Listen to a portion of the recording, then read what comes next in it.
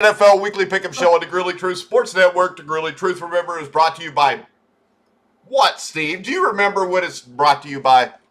Bet.net.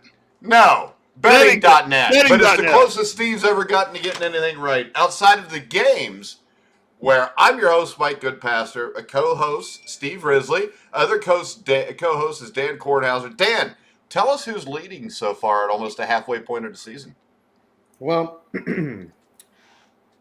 Steve is ahead. He's got 60. He's 63 and 58 so far. Mike, you're in second, 60 and 61. I'm in third, 59 and 62. And Steve, I'd like to say I'm very proud of you. You've come a long way since the days where you couldn't pronounce Jacoby Brissett. Or Drew. Actually, you can't pronounce any words, so let's go ahead and let's start. Dax Prescott, Dax Shepard. Ruben Drugans. Ruben Drones. All right, guys. Well, that's not all we're going to say about it. We have to. What were the standing? What were for the last week? How did we do the last week? So last week I got 6 right. Mike got 8. Six. And Steve got 10. 6. You got 6. I got how many, Dan? 10. You got 10. Is there anybody else who's gotten in double figures in the whole season yet this year? Mike and I both have 9 twice. Other than that, no one's gotten double digits. No one. Mm-hmm. No, nobody, Steve. You're the greatest, smartest person in the world. I set the bar. And Steve, you might sit at a bar, but you ain't setting no bar, Risley. Go ahead. I will say Steve showed some sand and stuck with 2 of his picks last week, and it turned out well for him. Green Bay was one of them because he was at the last second. Let me change it. And we were like, no, absolutely not. And he stuck with it. Actually, I said he could since he wasn't done yet. But nope, absolutely not. Nope. Yeah, I did. Steve didn't admit that. Mike, we he go back and watch all the shows. It was fun, but I'm ready for this week, and I'm ready to redeem myself. Let's do it. We have some NFL news we won't bring up yet. Risley, you want to do a Survive in Advance tomorrow? Is this the one you were talking about? No, because I'm still waiting on the other guest. But okay. we have plenty of stuff to talk about. What happened in the NFL? The guy getting kicked off the Raiders? Yeah, the guy that murdered somebody. That's kind of a story. You have the trades that happened yesterday. There's a lot of things going on in the NFL right now, and none of them are really that good. Well, I think if we're going to do an NFL Survive Advance, we got to have Danny on. We could. Danny, can you do one at some point tomorrow? In the evening? Going to the city tomorrow night. Yeah, Mom's got to get groceries. Oh, wait. No, I can't do it tomorrow night either, Mike. I can do it Friday night because I don't. Friday night's better for me because I'm sorry, my beloved Colts are going to show you the Bengals how to beat the Jets tomorrow night. Ah, there it is. You don't have Mike White though. No, you need Mike White to do those. No. All right, let's go ahead. Let's look at the first game of the week. We got the Green Bay Packers at the Kansas City Chiefs. The Chiefs are favored by 7.5 points. Now it looks like there'll be no Aaron Rodgers. So we'll get to see Jordan Love play a little quarterback for the Green Bay Packers. And now the Packers were able to win last week, Dan, down wide receivers Devontae Adams and Alan Lazard. Can they win without Aaron Rodgers here? Did I miss something? What happened to Aaron Rodgers? He's got COVID. COVID, yep. He's out for the next 10 days because he's not vaccinated. So he's out a minimum of 10 days. There's a stupid reason to, when you're making whatever. What's a stupid reason? The stupid reason is, I don't know, does he get paid? I think they dock his pay. I don't think they should dock his pay, but they do. They shouldn't. And I don't think they will. So the guy's probably lost better part of $1 million and something. How many millions of dollars? I don't think he cares about $1 million. Well, that's pretty sad if you don't care. That's pretty Why awesome. is it sad?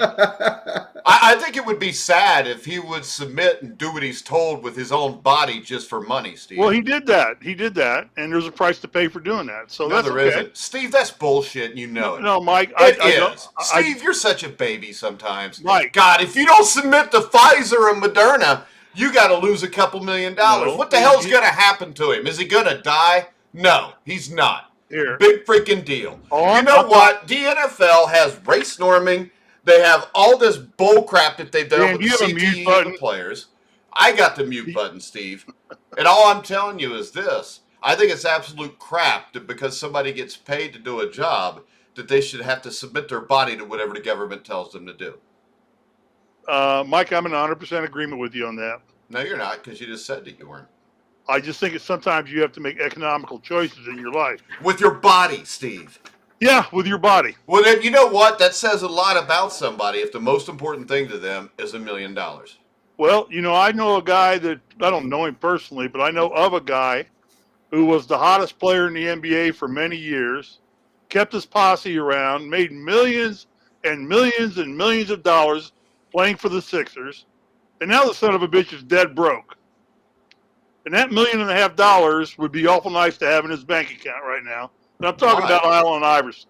All right, you missed the whole point of life, though, Steve. No, I didn't. Yeah, you do. As long as you got enough money to survive, what the hell does it matter? When you die, you don't have that money. And the thing is, if you love money, well, be that way. Okay. But I don't see why you're going to make a grown-ass man inject something into his body. Mike, I agree with you on that. Did you hear me say that? No, because, Dan, you've listened to this. Does it sound like Steve agrees with me?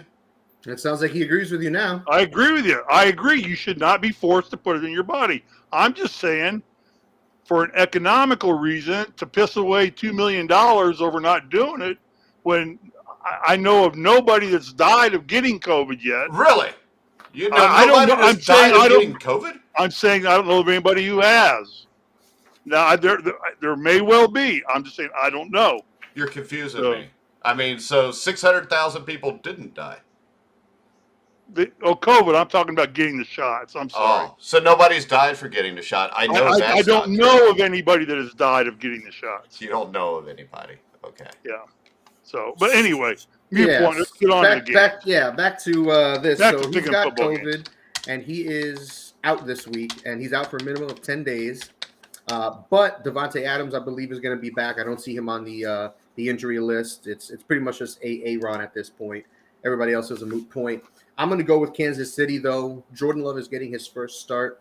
I'm very curious to see how he goes, but I don't have much faith in him right off the bat. This is a tough situation to be in. Kansas City's defense has been a huge disappointment all year. Patrick Mahomes has got to stop turning the ball over, but it's not always him.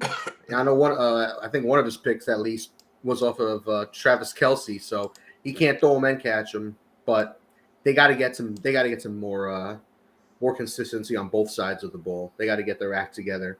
And no Rodgers is actually pretty big. It's in Kansas City, so I think that'll be a huge factor as well. So you're taking the Chiefs? I'm going to take the Chiefs 7.5. All right, Steve. The question is this, though: 7.5 points is a lot of points when you consider that the Green Bay Packers are probably a better football team than the New York Giants, even with Jordan Love. And that was a 3-point game. The Chiefs have not played well. Do they cover the spread here? Well, the Chiefs' defense actually played as good as it has all season last week. Maybe it helps that they played Dan Jones and nobody. But Dan, I hate to be rude here, but I did ask Steve that question. Go ahead, Steve. Sorry, Steve. Steve is in first place. Have some respect. He's the man.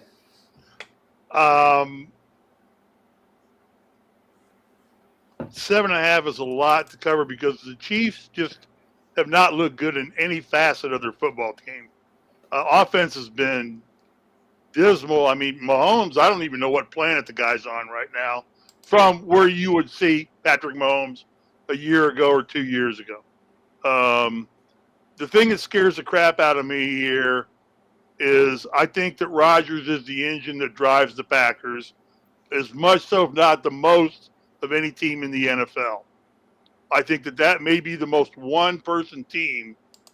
They have great support. He's got great players around him. But as Aaron Rodgers go, the Packers go. Without him, I think it changes the dynamic of that football team. The Chiefs are a football team. We know they're talented. We know they're a Super Bowl caliber team. Mm-hmm. After the Chiefs debacle last week, I said, I'm not betting on that gosh darn team ever again. And see, Mike, how I didn't use GD? Thank you, Steve. I appreciate it. No problem, Mike. But in this game, the Chiefs can bust out at any given time. This is a make or break game for them. among other teams in the NFL. I've got to go with the Chiefs in the 7.5. I think without Rodgers this week, they can cover it. All right, I'm going to agree with Steve. I'm going to go with the Chiefs in the 7.5. I'm not a big Jordan Love fan. If they had Mike White, maybe I would.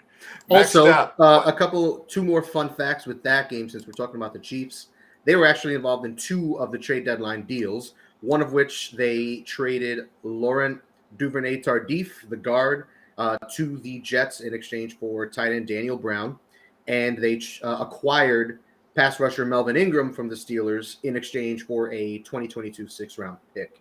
I don't know if we'll see either of those 2 guys on the field. I think Ingram has a bigger role on this team because they badly need reinforcements on that pass rush and out defense. Yeah, Dan, it's like the Chiefs have become a team that, from a Super Bowl, or a team you thought was going to the Super Bowl. I think all of us had them competing with Buffalo in the end to see who was going to go. The Chiefs are just a dangerous team to play because they're playing like crap, but they can bust out of it faster than any other team in the NFL because they have so much talent on that team. And that's a great football team playing dog poop football. And they're going to stop shitting their pants pretty soon. They won't. I don't think the defense is good enough. I think they'll win games. They might even make it to 9-8, slip into the playoffs. But I don't see the personnel there to pull off what they did a couple years ago at the end of the season. I would agree, Mike. I think the Melvin Ingram trade, the thing that's got to worry you there is, he got signed to the big contract in Pittsburgh, and within a few months, he's a free agent after this season. I think the Chiefs have downgraded from a Super Bowl caliber team to just a playoff caliber team. They've just downgraded themselves. And I would think this. How about this? If I was the Chiefs, I would get rid of Andy Reid at the end of this year and hire Andy. I agree. I think Andy, he's worn out. Well, isn't he retiring anyway? No, he'll never retire because the only thing he does other than good football. Well, I think Reid maybe with his son's situation. Is his son in prison yet? I don't know. He should be, but I thought he was convicted and they had prison time he had to do. It's hard to keep rich people in jail for too long. Yeah. I know he's not going to be there long, but I think that's weighing on him. There's a lot of issues with the Chiefs, but still they're a dangerous football team. And without Rodgers, without that engine that drives that football team, 7.5 points gets smaller. Gets smaller without Rodgers. Let's go to the Colts. We have a rematch of Super Bowl III, and this time the Colts are only 10.5-point favorites. Steve, do the Colts cover this? The Colts are just a funny team. They're underachieving, there's no doubt. Now, I do not think the Colts are a Super Bowl caliber team. I think they could be a playoff caliber team, but they've dug such a hole now. But we got a miracle that happened in Tennessee. I'm sure we'll talk about when we get to Tennessee. Miracle for Colts fans. That's about it. The Jets, Merry Christmas. They beat the Bengals last week. Oh, they also beat the Titans. And they beat the Titans, and you're talking about, this is a tough game. Covering 10.5, the Colts are a very conservative football team. Carson Wentz seems to be in some kind of mind funk right now. Physically, I think he's strong and doing a lot of good things physically. Mentally, he's an idiot. I mean, the play he threw out of the end zone, left-handed, shuffle pass, it was a great pass right to the defensive lineman for ugly. Tennessee. So ugly. It was. I cried. I mean, I sat here and I thought I paid. Frank Reich made some $250 for DirecTV just so I could watch Colts games in LA, and this is what I get. God is punishing me. All right, are you going to pick the game, Steve? Well, I'm going to pick the Colts to win. So I'm going to go with the Colts just because I said earlier I will not bet against my home team ever again. So I'm taking the Colts. Realistically, I think the Jets will cover the spread. So if I'm on betting.net talking as a representative for them, take the Jets and the points. I'm going to personally, Dan, write it down. I'm taking the Colts in this game. Oh, I wrote it down already. Right. I'm going to go with the Jets. For on this one, man. betting.net's purposes, because now that I'm the leader, I have responsibilities. That's right. Because everybody that's watching the show is now listening to me, and betting.net is making their decisions off of what I say now. Sure they are. Yeah. That's the one. I would say take the Jets and take the points. All right, Dan. I'm going to go with the Jets. I want to throw some love. I want to sprinkle some love out there on Mr. White. Mike who? Mike White. So first start, he's been in the NFL since 2018, and he is the first quarterback to have 400 yards passing, as well as 3 touchdown passes in his first start. And he's the second quarterback since 1985 to win a game in his first start after trailing by double digits with less than 5 minutes to play. Steve Young is the other one. He absolutely destroyed Cincinnati, completed over 82% of his passes. I don't know what happened with Cincinnati last week, but we'll get to them later on. Mike White showed out. He balled out. Didn't turn the ball over, and it was an ugly game on both sides. But I don't think Indy's going to be blowing out the Jets this week. I'm not sold on Indianapolis. They might win this game, but I think 10 is the absolute limit. They're not winning by 2 touchdowns or something like that. Yeah, I think and Mike, before you start, can I just add one quick sentence? The Colts are in a dire situation. They got an ray of sunshine coming their way because of Derrick Henry.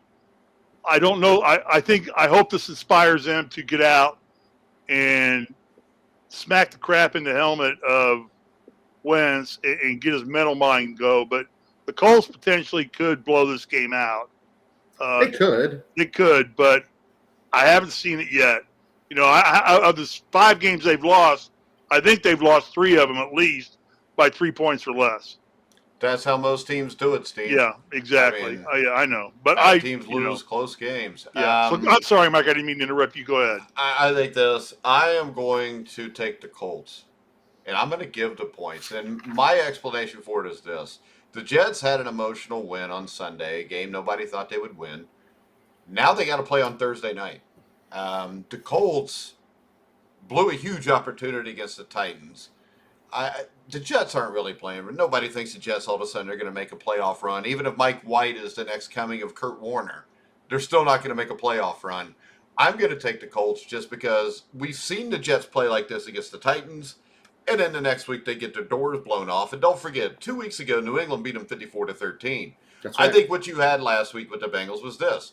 Every team in the NFL, over time, can beat somebody loses else. one game they shouldn't lose during a season. Most times it's 2 games they shouldn't lose during a season. I think that's all it was for the Titans at the time. I think that's all it was for the Bengals at the time. Mm-hmm. The Colts are still going to be a 4 or 5 win team. That's it. I'm going to take the Colts. I'm going to give the 10.5 points. Next up, the Chicago Bears. Wait. You said the Colts are going to be a 4 or 5 win team? No, the Jets will be no better than a 4 or 5 win team. Well, the Colts may be too. So they've already got 3 wins. Yeah. And they should breeze through the next 2 games. Then they go back into buzzsaws again. So they're done. All right, next up, Chicago. The Bears will go to I have the Colts with you, Mike, so I have the Colts with you. The Bears will go to Pittsburgh to battle the Steelers.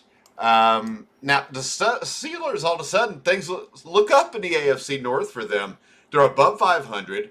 I mean, and Mike Tomlin, as always, seems like teams with lesser talent. He really gets them to play well. They've got a really good defensive running game combination. The schedule can keep them hot until week 12 against what? Mike, put the spread up for the Pittsburgh game. Why don't you just say it, Steve, instead of whispering like a creeper? All right, Dave.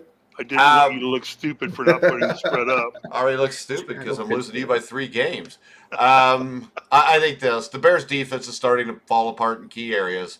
I think the Steelers can exploit it with Najee Harris especially. I think the Steelers cover the spread. Dan?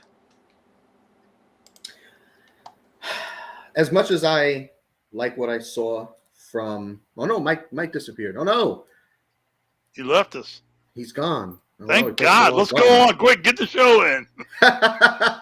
So Quick. as much as I like what Justin Fields did and how good he looked, I think this Pittsburgh defense is on point. They've got several Pro Bowlers one at each level. Watt, the guy on the D-line, Cam Hayward, and in the secondary, Minka Fitzpatrick. They got studs at each level. Those guys are playing out, bowling out. Oh, there he is. He's back. Yeah. Yeah. I had Welcome to back. pee. I had to pee. Chill Mike, out. Keep Our going. Mike, fearless leader. Mike, without you talking, we covered 7 games, so go ahead. Yeah, you got to All catch up, well, man. Make sure You you gotta follow catch me up. at Grilling Truth. All right, does Steve pick the game yet? No. I don't know. Dan, are you done? Well, I figured I had plenty of time to pee if Dan was going to talk because you Yes. know every one of Dan's picks lasts at least 17 and a half minutes. You see, Dan, what I he do, can't baby. go 5 minutes without ripping personally on you or me. It's fine. I know. He's He buzzed. can't do it. It's fine. He's a hater. I love it. But Yeah, he's a hater. I'm not a on the- hater. Y'all on are the- just stupid. You're a Class A hater, and I love it. But Yeah, on the I flip agree. side, with Chicago, the big question is Khalil Mack. If he doesn't play this week, that makes it that much more difficult for him.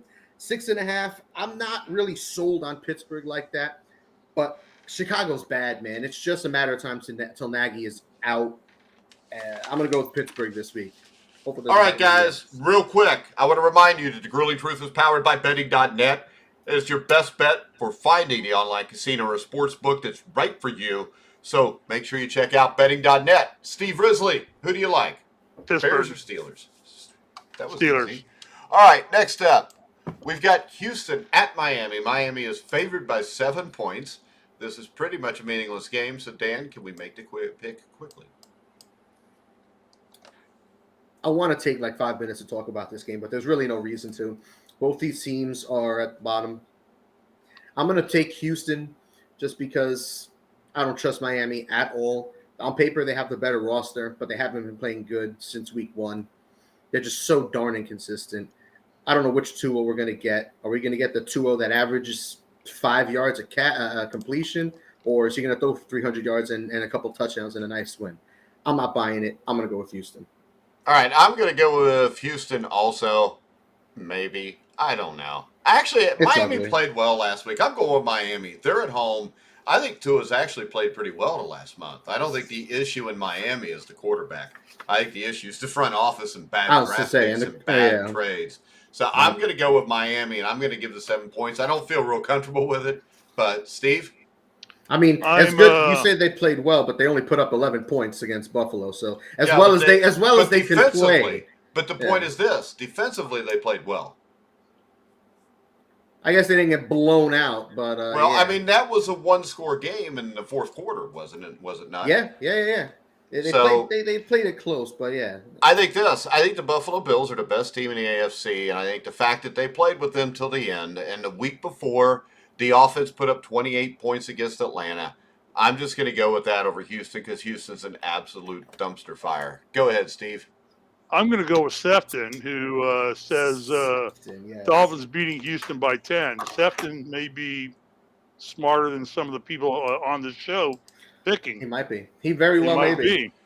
Definitely Steve. Sefton's right. They're not. Here's the thing. I think that I have not seen Houston do anything remotely magnanimous in the NFL this year. I have seen Miami show some flashes of above mediocrity. On occasion, it has not been consistent. You mean mediocrity? Mediocrity, however you want to say it. I think there's only one way to say mediocrity. They're playing at Miami. 7 points is 1 touchdown. I'm going to go with Miami on this one. And I'm doing it for 2 reasons. 1, because Mike picked Miami, so I want to stay close to Mike. And 2, you're getting the lead, Steve. If I'm wrong, well, I don't think I'm going to be in the lead forever. Steve's just going to pick everything I pick from here on out. Well, yeah, both of you two. I'm going to pick everything both of you guys pick right now. And so from now on, Steve goes first. No. Yeah. That's not fair. I love that. I like that. That's funny though, Mike. I like that. And if I lose, it just helps Dan because you and I both pick Miami. I want to get Dan above your ass too. Woo! So that's it, Steve. I don't really want Dan above my ass. You're my boy, Blue. All right, next up. But Sefton coached me on that one. Thank you, Sefton. Yes, next up, a rematch of Super Bowl 12, which was fiercely played but frightfully flawed. Who said that, Steve? Repeat what you said. No.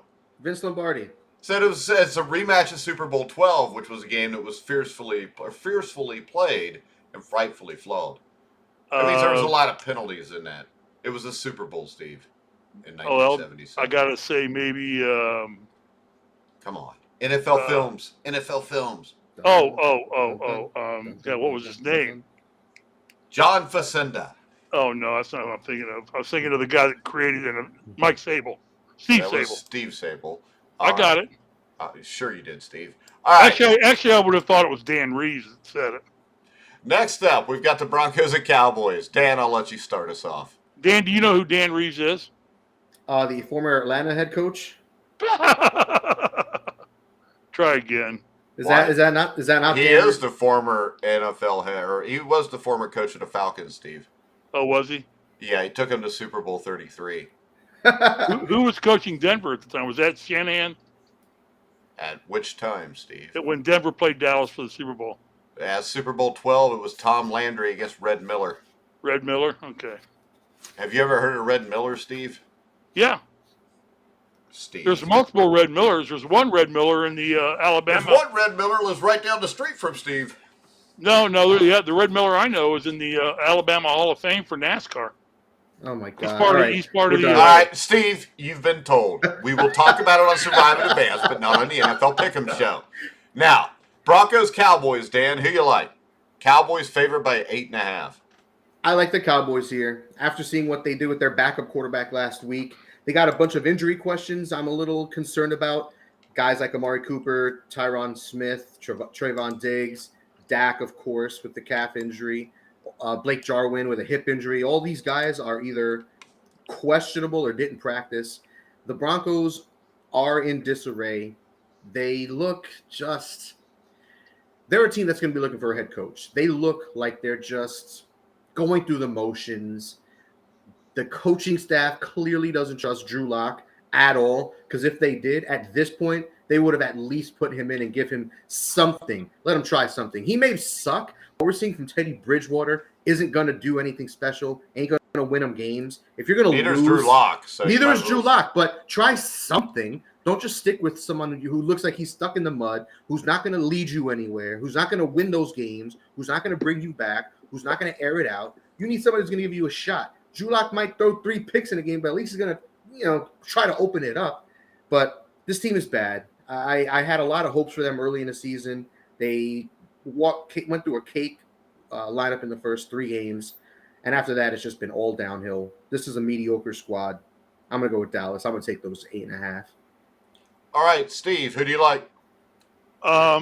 First off, I get my little second of commentary. Why in the hell would Denver trade Von Miller to the Rams? Oh, yeah.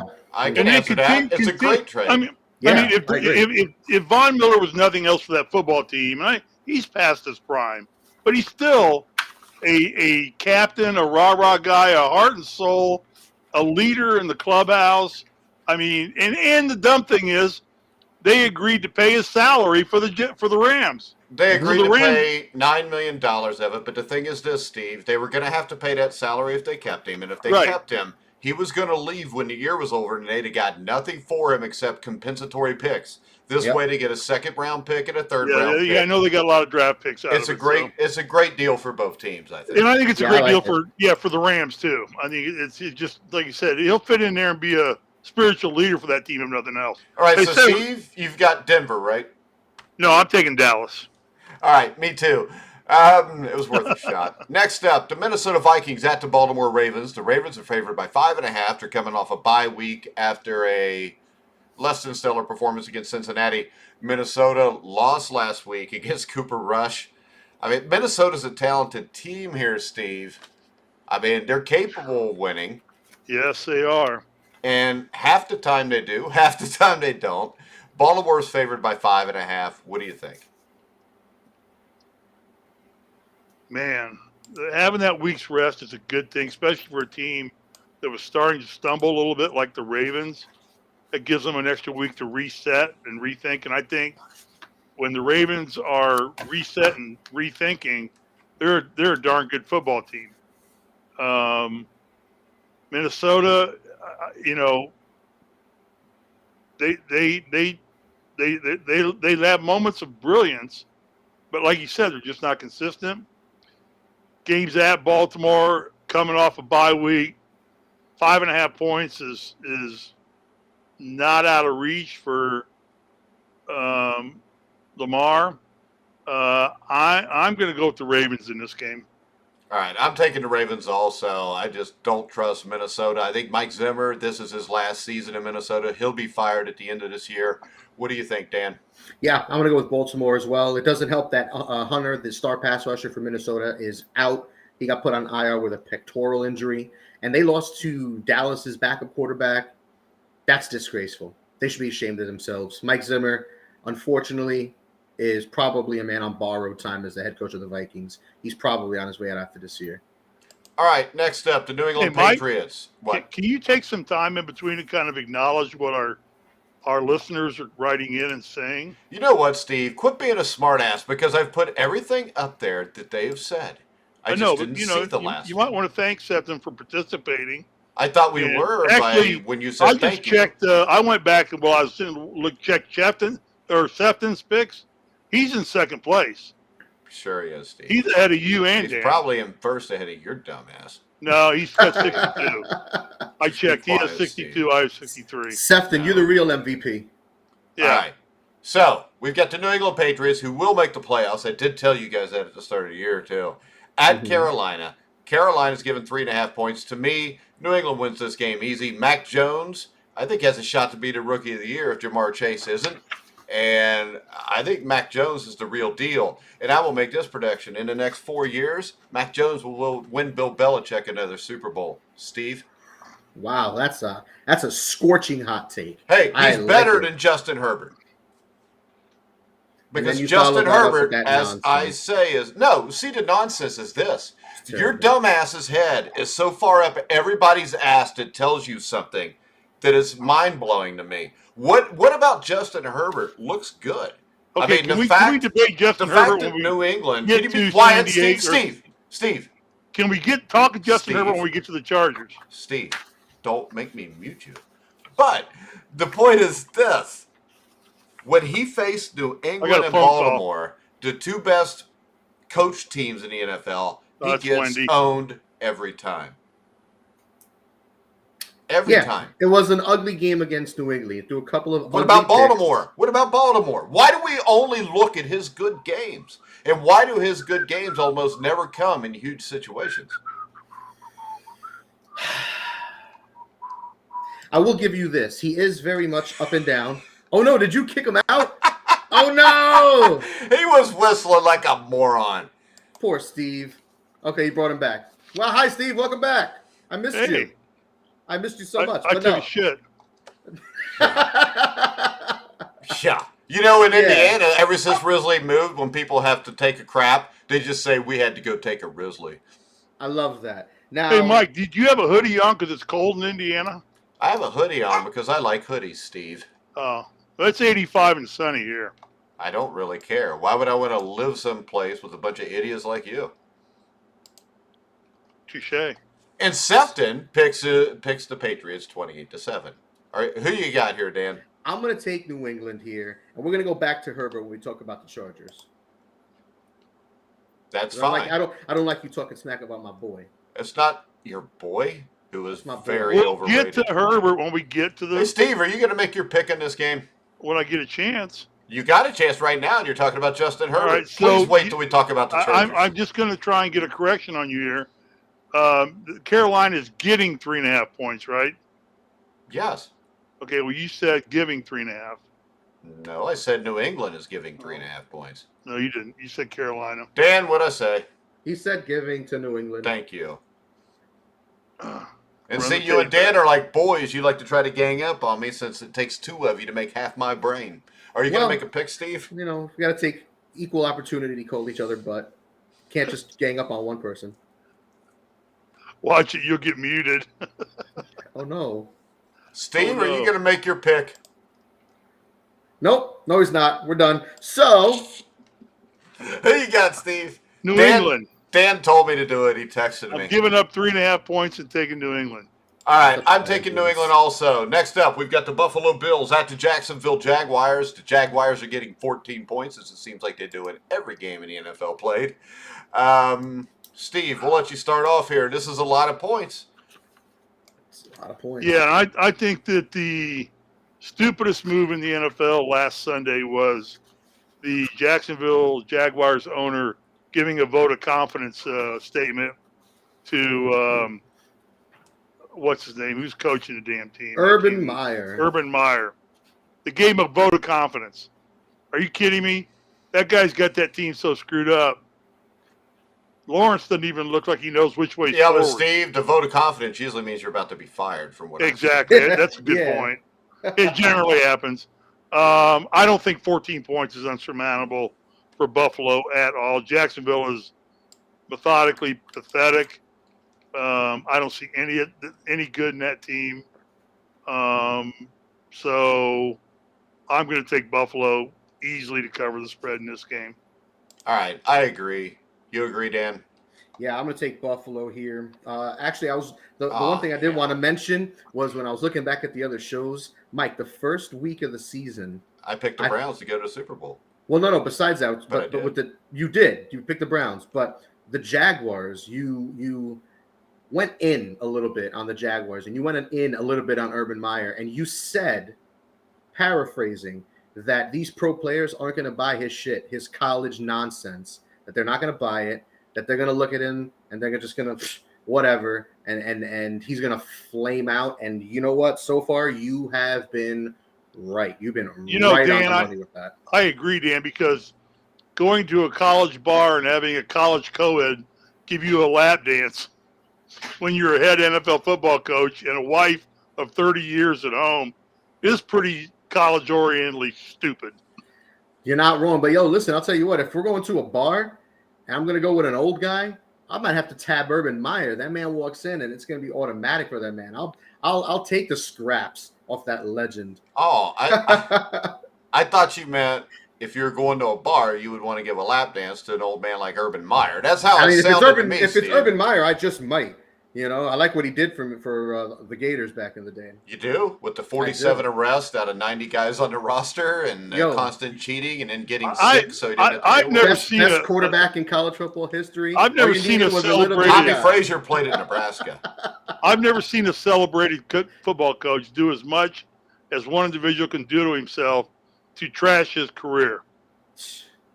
And that guy is just, Florida, he had Tebow. I would say the only people I could bring up, but he's not on the same level. He was close at one point and then dropped off because of it, would be Bobby Petrino. Or if you go college basketball, Rick Pitino's definitely done just as but much Pitino had 30 years of good coaching and good success before he started doing that crap. No, Pitino had issues in 1977 or 78 when he was an assistant in Hawaii because the first head coaching job he got at Iona, actually the Hawaii people wouldn't even recommend him for the job. Yeah. So Rick Pitino's a complete and utter scumbag, which is why he coached the Kentucky Wildcats and then the Louisville Cardinals.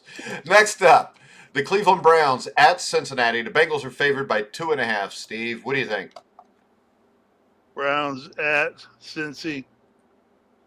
And it's Cincy minus Favored 2.5. Yeah, by 2.5. Is Mayfield back? Yeah. He played last week, Steve. Okay, yeah, that's right, he did. I'm sorry. Now that I have DirecTV, I only watch Colts games. Okay. And then the NASCAR race comes on, so I'm going to see a rebound with the Bengals. I think the Bengals are playing better football.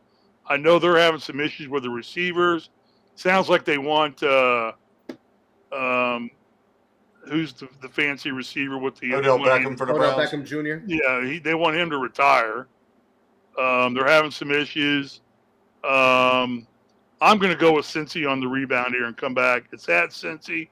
They got some loyal fans there. I think the team will be up, ready to play, and atone for their mistake because I do still think Cincy is the best team in that division right now.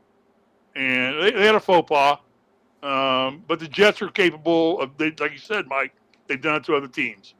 So I'm going to take Cincy in this game because it's at Cincinnati, and the Browns are going to the Bengals are going to rebound. All right, Sefton likes the Browns, which tells you Sefton would not be in second place on this show because I'm sorry, Sefton, but only a moron would pick a team that's going to be missing Odell Beckham Jr. Sefton, Yeah. I got to tell you, buddy, if you're gonna write crap on this show, Come on, Sefton. he's gonna pick on you too. So just Come take on, it like Sefton. a man. Nobody picks the Browns here. Who you got, Dan? I'm going to go with Cincinnati as well, but I need Cincinnati to get back to the team that they were before the Jets game.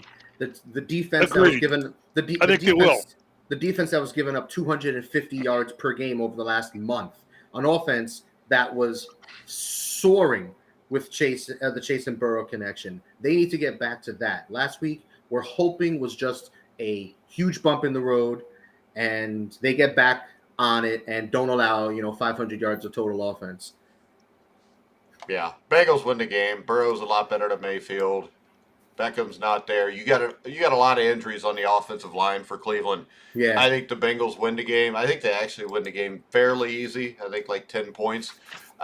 Next up, Steve, Atlanta at New Orleans, which has become very interesting. The Saints are favored by 6 points. What makes that interesting? I think that's a given. Really? With the Saints, who are the Saints going to start at quarterback? Yeah, that's right. Because it might be Trevor. Jameis is out for the year. Jameis is out for the year. Yep, torn ACL, MCL, and ACL, Taysom Hill is questionable with a concussion. And then the Falcons have Calvin Ridley, who's decided he doesn't want to play football. Calvin Ridley's taking personal time to handle personal issues and his mental well-being. So he's quit Atlanta for now. And does he get paid for that?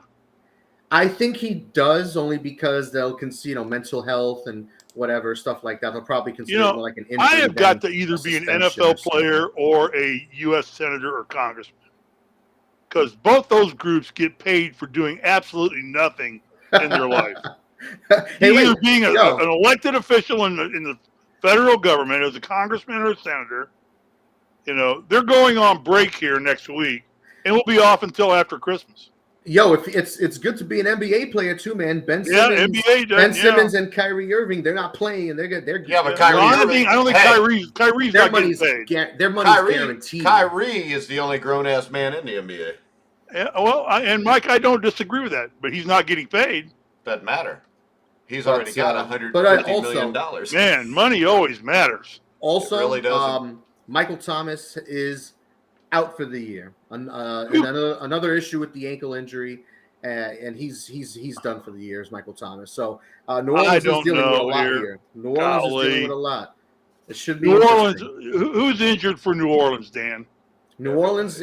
Other than the quarterback, Jameis, Taysom Hill. Other than that, guys, it's really no one special. And Michael Thomas, but he's been out all year, so I don't even. It's just like their four best players. I'm telling you what, this game's at New Orleans. Sean Payton's a good football coach. That team has played better than I thought they would play all year long without Drew Brees. Hey, Dan watched the first show. I did say they would make the playoffs. Yes, you did. And you loved yourself some Jameis Winston. You weren't wrong on that. Yeah. He's a good quarterback. I don't think Atlanta, he's great. I just see Atlanta screwing up more than doing anything great or anything substantial. I think they're ill-coached. Matt Ryan is an underachiever as a quarterback. How's he an underachiever? Well, he's not winning. He won a Super Bowl if his coaches weren't. Well, he's not winning right now. So? What have you done for me lately? Right? I think that he probably, if Matt Ryan was in Denver, I think it'd be a hell of a different story for Matt Ryan and Denver. Matt Ryan, I think, is actually playing pretty well this season. Okay, well, it's not. Pull up the stats, Dan. I was going to say, well, not last week because the team. Well, not last week, no. But I mean, overall, he's not played like a quarterback on a 3-win team. 6 points is a lot more than I'd like to give Atlanta in this game, but I'm going to say 3 of those points will be made because they're playing in Mercedes Stadium, of which Kyrie Irving can't afford anymore. He's driving a Kia now. So you're going to take New Orleans? All right. I'm going to take New Orleans in this game. Sefton likes the Falcons, Steve. Would you like to change your pick before you're done? No, Sefton and I respect Sefton. I like Sefton, but we're not going to agree on everything. All right. So, Dan, Atlanta? Yeah, tough call, isn't it, Danny? This is not a tough call. I can't go with Atlanta. I really can't. The line of 6 is a bit rich. Yeah. But Atlanta just has so many issues. I think it'll be an Alvin Kamara game. I know they're missing their 2 quarterbacks, but give that man the rock. Let him roll and let that defense take over. Sean Payton may be the difference in this football game. I'm gonna go with the Saints. And I think Sean Payton showed that he's one of the most underrated coaches with what he did in that win over Tampa Bay last week. I don't think he gets near the credit that he deserves. I think he's a hell of a football coach. I'm going to take the New Orleans Saints also and give the points. And right now, betting.net helps you find the best promotions, discounts, and bonus codes so you don't have to. Head over to their website now to take advantage of things like free bets and matching deposits. Make sure you check out betting.net. Next up, we've got the Mike. This is like having a rain delay in a baseball game. Go ahead, Steve. Yeah, is betting.net happy with us? Yes. Are they? But you're still here, aren't you? Well, yeah, I haven't gotten a pink slip yet from them. Yeah. I gave him the wrong address. I haven't gotten a pay cut from them yet. Hey, Steve. Raiders at the Giants. I got things to do tonight. Well, wait, what, Dan? Huh? Are you Dan, hearing voices Steve? again, Steve? No, Dan said Steve. Dan didn't say Steve. I giggled. Nope, okay. Might have been named Ghost. All right. The New York Giants are 3-point underdogs against the Las Vegas Raiders, who just in the last few weeks have fired their head coach for calling, the commissioner a slanderous, scandalous term. And then they have a wide receiver who murdered somebody. So, Dan, how do you think the Raiders do here at -3? You make it sound like it's a Nightline whodunit episode. Might as well be. Is. It might as well be. He got drunk and ran his Corvette into somebody else. Yeah, he murdered somebody. So crazy. So sad. Crazy. It's sad. Hopefully he never gets out of jail. That's so crazy, man. I don't get it, dude. Like, I get. Hopefully, Mike, he goes to jail. Hopefully he gets the death penalty. I get being young. Hopefully he gets the death penalty, which is what you should get for that. He won't. I don't even know. No. He'll spend a year or 2 in jail at most. You get more time for having dog fights. Yeah, true. I was gonna say, like, I get being young, doing dumb stuff, trying to impress a girl, wanting to go fast in a fast car, being young and he's rich, successful. I don't get those second things, but overall, like, getting behind the wheel of a vehicle when you're intoxicated, double the legal limit, and you're going 150 plus miles an hour in a Corvette. It's just like what are you thinking? Like, I just don't understand it. I just don't get it. Like when Jason Kidd drove drunk and I think crashed his car into like a lamppost or something like that. Like, why? You're a professional. You could literally go to a racetrack, rent the racetrack for a whole day, rent a few cars, and go as fast as you how about want all this? day on the racetrack. The Cincinnati Bearcats basketball team, when Bob Huggins was the coach for the Cincinnati Bearcats, his last few years, since he was an alcoholic and still is as far as I know, basically they assigned a driver to him, and he wasn't even allowed to drive himself anywhere. They would take him wherever he wanted to go. I mean, you can get a taxi, you can Uber. I mean, he's a disgusting individual. And the bad thing is, it seems like half the people are trying to defend him that I see on social media. They feel sorry for him. Well, maybe feel sorry for, the family of the 23-year-old girl. That's right. She ain't going to get out on probation. Nope. And that's really tragic, man. That's really, really messed up on every level. And I'm glad the Las Vegas took the stand that they did when they did. They didn't. There's my wife. There's my wife. It's your better half. Yeah. Any half of Risley's a better half. She's pissed at me now. I don't get Hooters. I don't get Hooters wings for dinner now.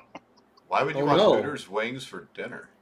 I love Hooters wings. I think they're terrible. I love them because they sponsor Chase Elliott's car, who's driving for the championship this Sunday. What did we tell you about talking about the NASCAR, the final race for NASCAR this week?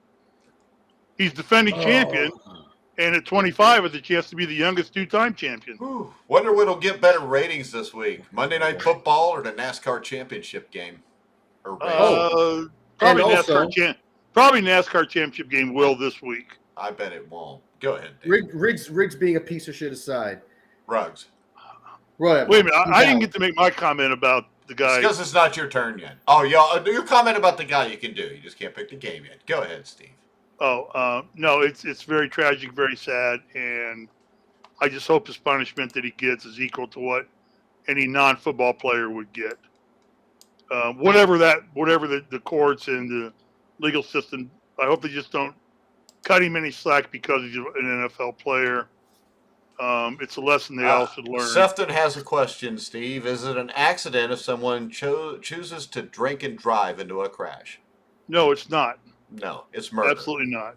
It's murder. But it's also, Dan, you don't have to be young and impetuous. I was going to my doctor's office in Santa Clarita, and on the 5 going north, I had my Ram pickup truck doing 105. I wasn't drinking. Now, the thing that 10 really o'clock in the confuses morning. me is you told me you got a Chevy F-150 or 350. Okay, way to mix Chevy and Ford, you idiot. How am I the That's his idiot? week- You're that's the his one that weekend told car. me that The Ford F-150, the Chevy has a Silverado. Yeah. Dodge has Ram. Yeah. And my Dodge Ram has So the what do you Hemi have? engine Because in you it. never told me you had a Dodge Ram. You told me you were getting an 450 F-150 horsepower in or the something. engine. Hey, I'm gonna can go Tia with- hear me? Because Tia, you're married to a moron. Here, Tia, wait, put the headphones on. Yeah, put the headphones on, Tia. Mike wants to talk to you real quick. Here, quick. Wait, put them on. Hello. Tia, do you spend a lot of time away from home? I do. I work a lot. Does he always have to be right about everything? Always. And it's one of those things where you know you're right, but you let him think he's right? Pick your battles. Yeah. All right. All right. Bye, Tia. That was great. Yeah. She's a That sport. was awesome. 37 years of marriage, baby. She's a sport. All right. Raiders Giants, Dan. I'm gonna go with the Raiders. I'm gonna be at this game with a bunch of my buddies. It's gonna be a blast. I can't You wait. got friends outside of me? I got and a Steve? few. Yeah, I got a few. But You we're gonna never be at invited this me game. and Steve to a Giants game. We're I not friends. would love to go to a game with you guys, but you guys are in Well, Bumble fly stuff. us up there and we'll come. You guys want to go to the Super Bowl? gotta Hey, you fly guys us want out to go to the there. Super Bowl? Party in Indy. No, this is the damn Super Bowl's in Los Angeles, you moron. Oh wait, I forgot. Yeah, he's in the Midwest. You're in LA. I forgot. I'm the American. I'm in the Midwest. He lives in that Super Bowl's boring about country. 30 minutes from my house. Damn. We could get you credentials, Steve. Yeah, can you really? Probably. I'll go. You can't get credentials to the Super Bowl. I got credentials for the Final Four. I can get credentials for the Well, Super that's not the Super Bowl. Bowl. I can get credentials for the Super Bowl. All right, you get credentials, and I'll go there, and I'll report. I'll get down and ask stupid questions. I know. You'll embarrass us. You'll be No, I like, won't hey. embarrass you. So this will be a first. All right. Raiders Giants, Steve. I'm going to take the Raiders and give up the 3 points. Giants are miserable. I assume Saquon Barkley's not back yet. Tons of injury problems. Barkley, Yeah, tons of injury Shepard, problems. Tony, Carter, Galladay. Raiders are actually playing better football without Gruden than they were with Gruden. I don't know what. Maybe it's just an anvil off their backs or something like that. But, yeah, Raiders are actually a team that can eke themselves into the playoffs, get in the playoffs. I don't think they're a Super Bowl contending team at all. Wait a second. But, Sefton called his wife his old lady. Come on, Sefton. Where you live? West Virginia? Geez, Sefton. She would not be like being called old. I'm sure. No. And who wants to be married to an old lady? Come I've on, been married Sefton. 37 years, Sefton. My She's wife's not probably an old, lovely. old lady. Yeah, Sefton, come on. Don't call your wife an old lady. That's just sad. Come on, Sefton. You're better than that. Clooney, All right. was, Who you taking? Clooney was chumming up to I'm- see it I'm at a gonna party take- the other day. Whatever, Steve. That's because he felt sorry for her and he was trying to take her away from you. Whatever the reason, no. I don't care. I got an autograph out of it. Oh, what the hell? That was Would a he good sign deal. her boobs? All right, I'm going to take the Oh. Raiders also. I don't trust the Giants. The Raiders overcame Gruden. Hopefully they can overcome Ruggs. At some point, though, I think the Raiders ship will run aground. Next up, the LA Chargers against Philadelphia. Philadelphia is getting 2.5 points. We will go with Steve first since he's in the lead. Chargers at Philly. Philly's giving up 2.5. Philly's taking 2.5. Man, I tell you what, this is a tough game to pick, really, because the Chargers are a slowly sinking ship like the Queen Mary out here in Long Beach Harbor. They're just kind of slowly going down. Philly, though, has not shown me anything that they're getting better as the season goes on. They're hanging in about the same place they've been all season. I think on paper, the Chargers are a better team. I know we're going to have this debate about their quarterback, about Herbert. I don't know about Herbert. I had high hopes. I thought the kid was great at the beginning of the year, but he's been pretty mediocre all season long, off and on, off and on, off and on. But I'm going to take the Chargers and give up the 2.5 in this game. I don't think that's the smartest bet I've made because Philly at home and the weather's probably starting to get a little shitty out there on the East Coast. I don't know, but, yeah. I'm going to go with the Chargers. To me, this is a toss-up. If this was 3.5 points, what I'm trying to say. I would be really comfortable taking Philadelphia. It's 2.5. I'm still going to take Philly because I think the Chargers have some injury issues in their defensive backfield. The Chargers have a hard time stopping the run, which to me, I know the Eagles have had a hard time running the ball with their running backs, except for when they play Detroit, but it's like playing a whack team. So I would basically here, I'm going to take Philadelphia because I think Jalen Hurts can be a big-time dual threat against the Chargers this weekend.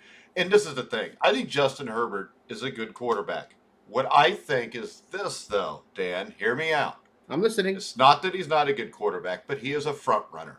When things go well, he's a great quarterback. When things go bad, he very seldom recovers. And the thing that I will bring up once again is when he talked about playing against the Baltimore Ravens defense, and it was the second time he's done it in his career, he said that he had no clue what they were doing. The next week, Joe Burrow torches him for 400 yards and says everything they did he expected. I think when you watched him in Oregon, he was a front runner. I don't think he's a guy that really gets into his third or fourth reads that well. I think he's got slight mechanical issues, nothing too bad. But I think the issue is he's a front runner. To me, he's like the white Cam Newton. If everything's going great, he's going to be a stud. But if things are going wrong, he doesn't very often recover. I mean, that's a cute take. I don't hate it. I'm not going to bash it entirely. But I think we're just looking at the last couple of games and saying, oh, well, they're No, I'm 0-2 not. in their I'm last not two looking at the last games. couple games because you can ask Steve. Because the Sheridan report, Bobby Sheridan, loves Justin Herbert. We have this argument all the time. It's not that I don't think that he's that good. He's just a front runner. I think this. Overall, the kid is soft. And he'll never win a Super Bowl. And the Chargers are going to be sitting here 12 to 15 years from now, wondering what happened, just like they did with Phillip Rivers. For me, I don't have any of those concerns. I don't have any of those concerns at Yeah, all. but you really have no clue what you're talking about. I'm gonna so take it doesn't bother. the Chargers here, and I'm looking at when I see Justin Herbert, I see the total opposite. I see one of the best young quarterbacks in the league. So the confusion doesn't worry you. No, not at all, because he's still young. Really? The Ravens, might have gotten the Bengals might have destroyed the Ravens, but let's not make believe like the Ravens defense hasn't traditionally been better than not. So that Bengals game, the Bengals might have destroyed them, but let's talk about the Bengals having just put up a couple hundred yards against the Jets. And that makes it even worse that Justin Herbert couldn't do a damn thing against Baltimore. We've already went through this as an anomaly with the Bengals game. If the Bengals lose to the Browns this week, their season's over. Because then that makes it not an anomaly, and they're not going to be good enough to get to the 10 wins it takes to make the playoffs. All right? And it wouldn't surprise me if the Bengals choke and lose to the Browns. But I'm telling you this right now, Justin Herbert is not tough enough to do this. Tough enough to win a Super Bowl. Another fun thing, aside from all his physical gifts and how I think he's more on a trajectory going up than you think. It sounds like you think he's going to be more like I think middle of the pack. Like I 10 think to he's 15, I think he has 12 regressed to since 17 last range. year. He's regressed since last year. Well, PFF has him as their number 2 quarterback under I the don't age of care. 25. See, the thing people don't understand is this. People who recite PFF have no clue how to watch football because they have to read what other writers write. The problem with PFF is this. When they go through there and they grade the offensive tackles, they don't know what the offensive tackle assignment is there. They're just saying whether the guy blocked his guy or not. They really have no clue. I mean, right now, you're telling me Justin Herbert's the second best quarterback in the NFL then? Oh no. They said that he is the second best quarterback. So this is the thing. Under 25. Hey, this is the thing. Behind Lamar Jackson. And that's absolutely ignorant. It is. That's stupid. Because you have two guys there that are never going to win a Super Bowl. Guys under 25. Josh Allen's still under 25, isn't he? He's not. I don't think he's on this list. I don't think he's under 25. Maybe They got he's Lamar, 26 Herbert, then. Kyler, Burrow, and Dan Jones. Yeah, so we're going to really put Lamar, Kyler, and Herbert ahead of Joe Burrow. That's asinine. I mean, my guess is this. Kyler Murray's never going to win a Super Bowl either. Kyler Murray has issues. I mean, the Arizona Cardinals may make the playoffs this year. But remember, last year, everything was going well, and then it fell apart. Because once again, I like Kyler Murray better than I do Justin Herbert. And I think Kyler Murray could win one in the right situation. But I'm telling you this right now. There's nobody I would take over Joe Burrow. And Joe Burrow may get hurt and never play again because that's what Bengals do if they're good. So when I look at this, though, you can't tell me when you watch Justin Herbert, you think he's better than Joe Burrow. Because it's absolutely asinine. Because I haven't really seen a team confuse Joe Burrow. Joe Burrow's interceptions have usually come just because he thought he could throw a ball where it wasn't humanly possible to throw a ball. Joe Burrow was the number 1 pick for a reason, man. Joe Burrow is right. And let's face it, right now, Burrow. the only reason anybody has Justin Herbert above Burrow is because Burrow got hurt last year. If Burrow doesn't get hurt last year, his stats were well ahead of Herbert's when he got hurt. He would have won the Rookie of the Year, and all of this would be flipped on the way people are talking about the both of them. So I think people are reading way too much into an injury, and it's an injury that a lot of guys come back from now. And like I said, I think Justin Herbert, for the majority of his career, will be somewhere between 8 and 12. I don't think that's disrespectful to say he's going to be a top 10 quarterback for the next decade. I'm just saying I don't think he ever wins a Super Bowl. And then with Herbert, it's not just compared to Herbert to Burrow. It's not just the fact that Burrow got injured. I think it's also a number of things. In more immediately, I think Herbert's in the better situation. I think Staley is a better head coach than Zach Taylor. I think the Chargers. Why do you think that? Well, by the way, he got completely outcoached by John Harbaugh. He's a first-year coach. John Harbaugh is one of the this best is the coaches thing, in the. though. He's one of the best coaches in the NFL. This is my point. You got to give credit where credit is due. This is my point. There's only 2 really good coaches in the NFL, and John Harbaugh is one of them. The rest of the guys are just guys that coach football. So Staley going against Harbaugh, you just proved my point. You just asked and then no, anybody against Harbaugh is a joke. What I'm saying is this: the fact that you're going to sit there and tell me that Staley's a good head coach and he's better than Zach Taylor, neither one of them have done a damn thing. Well, hearing from you that Zach Taylor every week is one of the worst coaches in the league. league. He sucks. All right, then. So saying that Staley is better, isn't that too far off? I think it is because I think the other, he's not in a better situation because if there is a worse front office than Cincinnati, it's Miami, Detroit, and the Chargers. Alex Spanos is a complete joke as an owner. That is the main reason Phillip Rivers never won a damn thing. Or is it because he had the unfortunate honor of going against Tom Brady, Peyton He had Brady beat. All these legends. Was it him or Brady, or was it him or Breeze that was the quarterback in the playoff game where they pick off Brady, the game's over, and the guy tries to return the interception with a minute left. He gets hit, fumbles the ball, Brady gets it back, they go down, they score, they win. I mean, so yeah, Phillip Rivers had it won if they just hold on to the interception and the guy drops to his knee. So, that happens when you're playing against the GOAT. Just like those guys going against Jordan. A lot of legends didn't get chips because Jordan was running it. You're a dumbass. If Jordan wasn't that is playing, the dumbest shit I've ever heard. A lot more legends would have chips. This is the thing. When Jordan won championships, the great players were retired. The Pistons were old by 1991. The Celtics were done by 91. The Lakers were done by 91. They ran Jordan's ass until they got old. And then Jordan beat up on the Utah Jazz, Phoenix Suns, and Seattle Supersonics. Not exactly the same thing, legend. Dan. He's such a damn legend. I'm just saying. He's not the greatest player that ever lived, but Tom Brady. I think this thing, Justin Herbert's going to be. No, I'm talking about Jordan. Oh. And what do you know about Jordan? You even old enough to see him play when he was in his prime? No, Yes, so shut your ass up. Now, how old are you again? I just turned 34 a couple weeks ago. Now, what year is this, Steve? 2021. So, 21 years ago would have been 2000, right? So Yes. 25 years ago. So when you were like 6, and I do know from talking to your mom, you were still in diapers at 6, sucking your thumb. Nice. You were basically, a Michael Jordan fan, and that's great. Wow. But, what the hell? Where are we at anyway? Has everybody picked the Chargers-Eagles game? Dan, did you pick it? I picked the I have Chargers. not picked. I have not picked yet. And Actually, the Eagles' defense is butt. Did Steve pick yet, Dan? He did not. What do you got, Steve?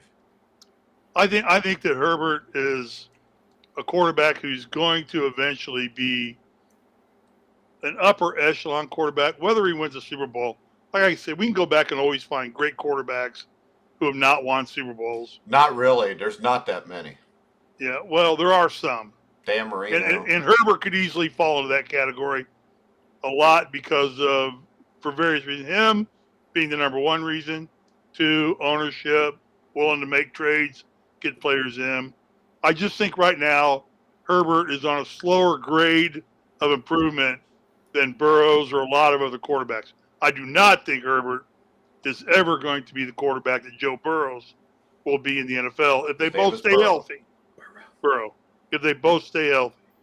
But I would not, right now, if I had Herbert as my starting quarterback for the Colts, I wouldn't give up on him, wouldn't quit on him.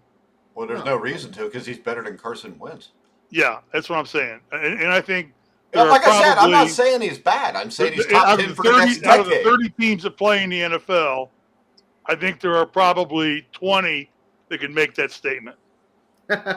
So you're taking the Chargers? Yes, I'm taking the Chargers and giving up to 3.5 in this game. So you agree with little guy there.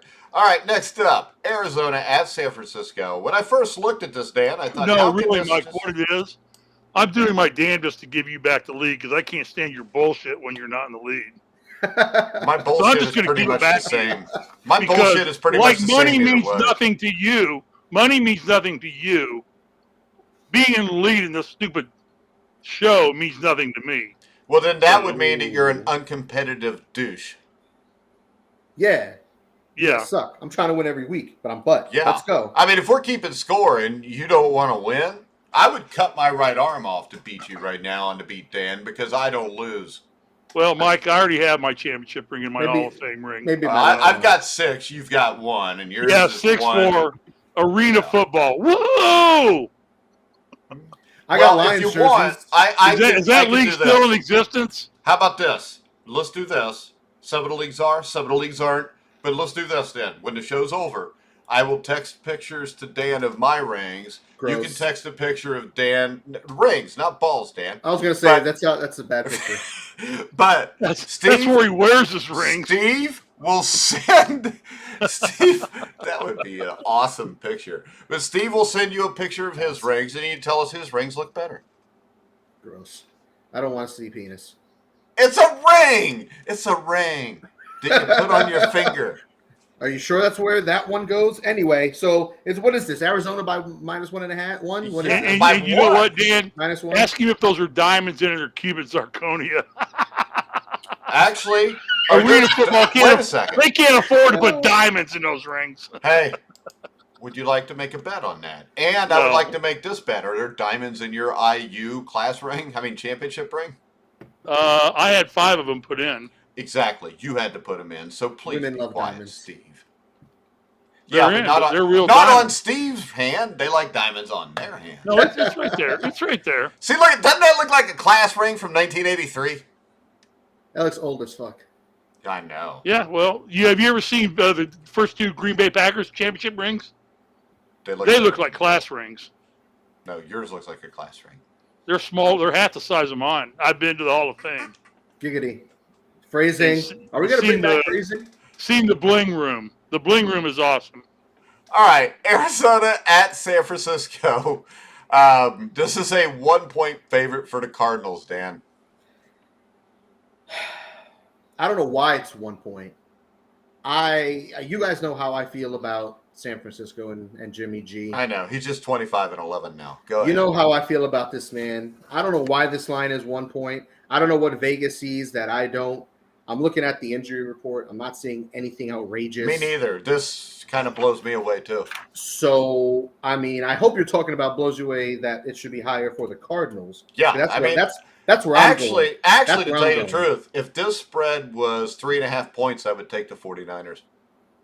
Interesting. I would still go with Arizona, but I'm going to take Arizona here. If it's +1 San Francisco, I'm going to go with Arizona. They're the better team. I don't care if DeAndre Hopkins plays or not; they'll be fine. They can win by a field goal less. They can do it. I think if DeAndre Hopkins didn't play, or I knew it for sure, I might take the Niners. Seriously, I'm not convinced Arizona's that good. Arizona to me is like Cincinnati.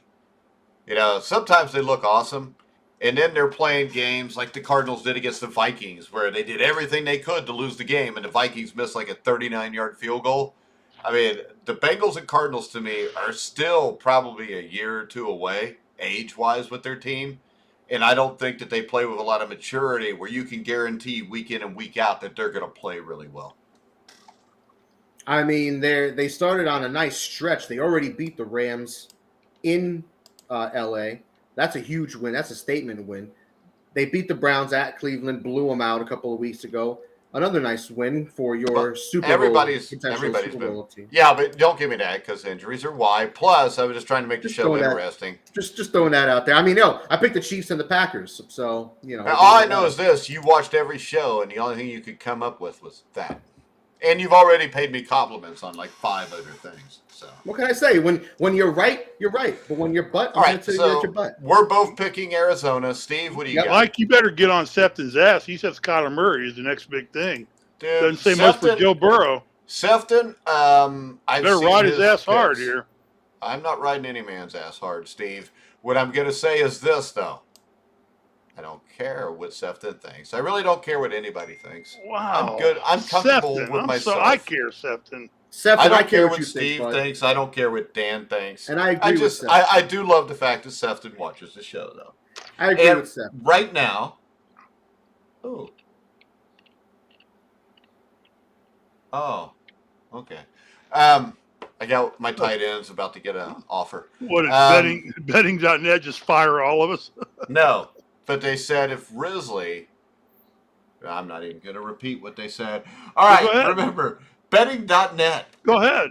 Betting.net is not just sports betting. I'm trying to read this. Kahunas. You had no kahoonies. You're the one with another man's name on your back of your shirt. That's gay. All right, betting.net is not just sports betting.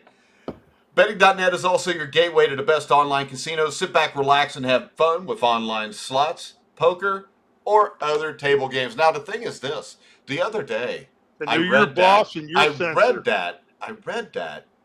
And then Steve called me and he said, hey, what's that website again? And I said, what do you mean? He said, I'd really like to get some online slots. And I said, no, Steve, we were talking about online slots. I need online slots. He's going to be here all week. T is gone? Come on. You know where I go if I want the first one you said. I was trying to remember what the first one I said was. All right. Next up, I don't remember things real well. Tennessee at the Rams. Wait, I haven't made my pick. I was going to say, wait, who are you taking, Steve? Nobody cares who Steve picks. Christmas. Yeah, Write it down for him after the game, Dan. See, Dan, he's got to cheat to get back in front of me. Yeah, I got to cheat. He'll say, well, you didn't make the pick, so you don't get credit for it. I don't talk like that. Because Mr. Emmy Award-winning host has cut us off. Do you really think I'll win an Emmy someday? Yeah, I think so. Okay. As long as you keep me and Dan around. Dan. I'm gonna go. I think it's a silly point spread on this game. you better call betting.net and find out what the hell they're thinking. What? They don't make the point spreads. They just give okay. you places you can bet. All Hey, right, that well, gave us a chance for another plug. Good job, Steve. There you go. You got to find out where they're only given 1 point, because that's going to change by game time. Actually, the weird thing here is this. 2 days ago, it was 3 points. Yesterday, it was 2.5, and today it's a point. So the thing there is, if the money's coming in from the people in the know, there may be a reason for this.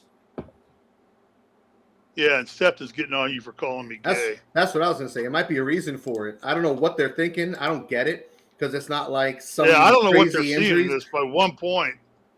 I think this is a double-digit. This should be a double-digit spread.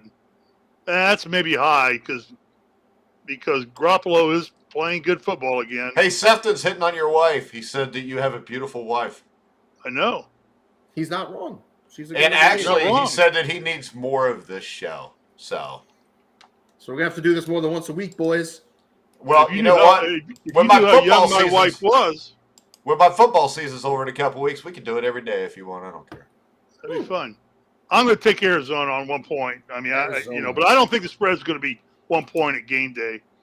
I think that's going to change dramatically. And you know what? How's this for a take? I don't think it'll be dramatically, but I think it will change a little bit. And how's this for a take of my own? For San Francisco, I think Shanahan's overrated. Oh, I about do that? too. I think he's a joke.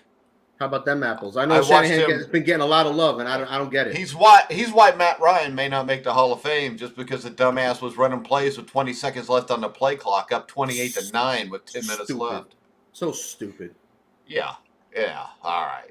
But you know what? I do think Dan Quinn should get a job somewhere because I think he's a damn good coach. I just think that screw up in the Super Bowl was hard to live down, if you know what I mean. And there's not a coach in the world that hadn't coached a game and did something with the clock that cost his team the game. You know, I you like coach- to see Dan Quinn at Denver. Wasn't Dan Quinn already a head coach, and that didn't really work out too Well, well? I think he used to be a medicine woman, and then he was a head coach with the Falcons. Oh, that was his wife. That was the medicine woman. Nice. Oh, okay. Tennessee at the Rams. Has anybody picked this yet? Steve, Nobody no. has. No, not yet. I'll go first on this one just because I haven't gotten to talk much lately. Well, Pat and I said Steve, so go ahead, Steve. Okay. Definitely, I think Tennessee. I think Adrian Peterson is long past his prime. I think coming back without having taken any hits or played, he's going to be very rough in the first game. He'll get you some yards, but I think that's a far cry difference. Losing Derrick Henry, I think, changes the makeup of this team dramatically. I still think, Mike, I know you're a Tannehill fan. I agree with you just in large part. Tannehill can carry this team if they can make the jump and get their receivers healthy. I think they still have some injury in the receiving core, don't they, Dan? No. I mean, Julio Jones has got a hamstring injury. He's questionable, but I'm thinking I think he's gonna play. But I saw pictures of him at practice today. I just think this team has been on the back of Henry's shoulders all season long. They've balanced well. Tannehill's been able to have bad games and clearly get away with it because Henry was just grinding yards for him when he was that way. And when Tannehill gets on, the Titans become a team very formidable and, justifiably, right now they're the number one seed in the AFC. Now, that's not going to last. But the Rams have been playing steady football. Stafford has made all the difference there. The coaching staff and everything have adapted well to him. I think picking up Von Miller, for whatever reason, just being in a Rams uniform is going to be positive for that football team. It's not a negative thing. They expect him to give them 20 to 30 plays a game is what they were saying out here. That's all they're really hoping for him is 20 to 30 plays a game. If they do that and keep him healthy, I think he's going to be an asset to that team. And the Rams keep being a juggernaut and moving forward. They're tough to beat. I don't know that anybody can beat them from here on out. The Arizona Falcons beat them at home a couple weeks ago. Yeah, they did. I know. Arizona They're a better Cardinals. football team than they were. They're a better football team than they were that week, and they're getting better. I don't think so. I thought they didn't play that well against Detroit, to tell you the truth. And that was just 2 weeks Well, ago. there are times like that, Mike, where you know as a head coach better than anybody, there are times when your team will play to the level of your competition. And certainly playing Detroit, any team's susceptible to that because the Lions just freaking suck. They're All right, so let me ask you this, because There's Sefton just says... I'm sorry, Dan. There's no way you're around right. it. Sefton. No, you're Don't right. I say it interrupt every week. Sefton. Sefton says Tennessee just lost their best offensive weapon. No humanoid robot, no win. Rams will win. My question to you is this, Steve. You watched all the Colts Titans last week. How big of an impact did Derrick Henry have in that game? Yeah, not a lot. I think he only ran for like 80 yards in the On game. like 30 carries, wasn't it? Yeah. But what it did to the Colts was it made the linebackers in the secondary very aware of him, and I think it took their mind off the passing attack. And they got the Colts' weakest part of their game is their secondary. They can't be focusing on Derrick Henry, but that's what Derrick Henry will do to you. He will. You have to pay attention to the man every time he's on the field. Now, if the Colts played him, they would not be so, with Adrian Peterson back there, they wouldn't be so nervous about that and focus more on covering receivers. Tannehill has got to step his game up big time now. He can't have any more mediocre games and let Derrick Henry cover for you. That's what I think. So, I don't think so. Here's a stat for you. Derrick Henry has handled the ball 219 times this season for the Titans. Other running backs that have played for Tennessee have 11 carries. Yeah, no, the guy's a workhorse. That's what I mean. They've relied on him almost too much, and now when this happens, it's going to be interesting to see what they do. It's too bad they got to learn against the Rams. This is a better team for them to go play the Lions and figure this one out. But they're going to have to do some major readjusting. This is a big win for the Colts. I mean, the Colts can now make up 3 games, whereas before I thought there was no chance. There's no chance. And it's going to be tight. But they actually have to make up 4 games because the Colts would lose the tiebreaker. That's why there's no chance. Yeah, they'll lose the tiebreaker. If you look at this right now, the Colts are what, 3-5? 3-5. So they've got to make up. They have to go at least 10-7, and that's if the Titans fall apart. To get to 10-7, that means they finish 7-2. I find that hard. They've got some tough games. But anyway, this is not about the Colts right now. I think Tennessee's got some adjusting to do. It's tough. They got to learn to adjust against the Rams. I think 7.5 points in this situation is not a big spread. I think you'd be foolish to not take the Rams in this game. I'm taking the Rams. All right. And the game's at L.A., where it's 85 and sunny and beautiful here today. All right, Dan. I'm going to go with the Rams. 7.5 is a little high because, like you said, Tennessee is into some slack opponent. They are leading the AFC right now, which won't carry over through the year now that Henry's down.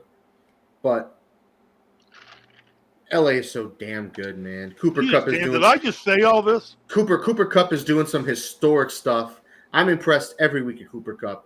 I don't get why teams don't just overcommit to him at this point. It's him every single week. It's that's crazy. That's something I wanted to say too. Is I felt every Pittman for the Colts is turning into a Cooper Kupp and a Christian McCaffrey. He's not there yet, but he's turning into that type of player. He's wherever he's out on the field, he's your release guy. And that you're right, Cooper Kupp is the MVP of this team right now, along with Stafford. Kupp catches everything thrown to him, and he gets open every time. So you're right, Dan. Kupp is a solid player. McCaffrey's in that boat, and I just watched Pittman play for the Colts, and I thought, man, he's heading to that direction. He'll get there if the Colts don't get stupid. All right, Sefton just took a shot at the Detroit Lions, Dan. I know, I saw that, and I want them to lose every week too. Just win one game. Win one game. I felt that way about the Colts before. Hey, and that's all I care about. Who is the guy that you want with that number 1 pick? Honestly, the only player that's available that I would take at that one spot is Thibodeau, the defensive end from Oregon. He is a physical specimen. He is a monster on the edge. It does. Matter. I don't think it really matters at this point. It does, because the Pac-12, it's just like Penei Sewell. How has he been this year? Sewell hasn't been bad. He hasn't been good. He hasn't been terrible. Not for a pick that high, he hadn't been good. Well, offensive tackle is a tough position. You know that. You're not going to, especially if you're coming from the Pac-12, which is soft. That aside, Thibodeau's got everything you look for, at least physically, as a player. And if he gets some good coaching in the league, which the Lions look like they have some decent coaching, he could be a nice cornerstone piece for him. That's all right. what Who'd you pick here, Dan? I'm losing track. Oh, I took the Rams. All right. I'm going to take the Titans.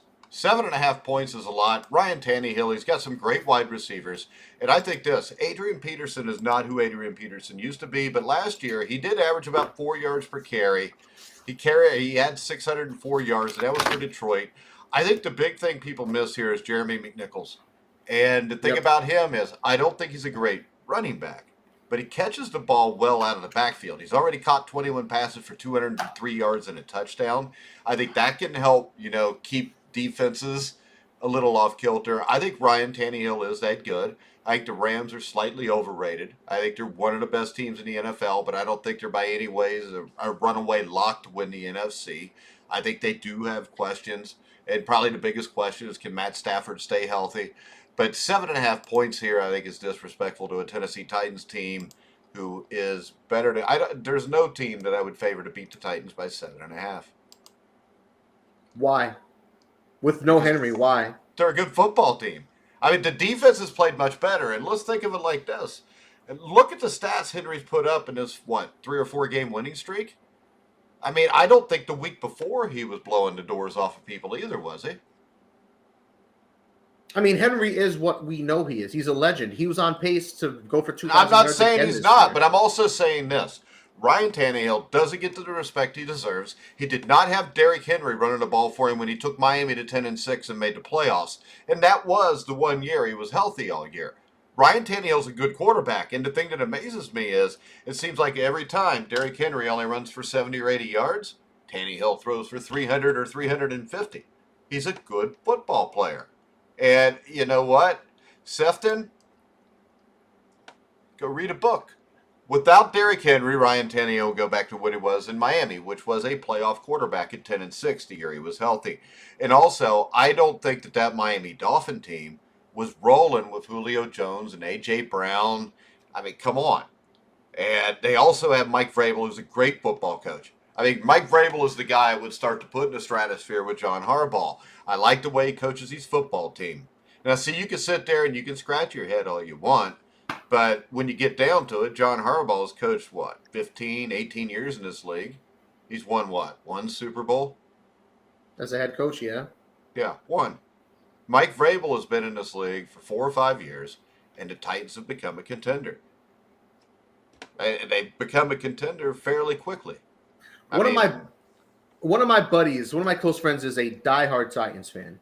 And every single week, it is such an up and down with these guys.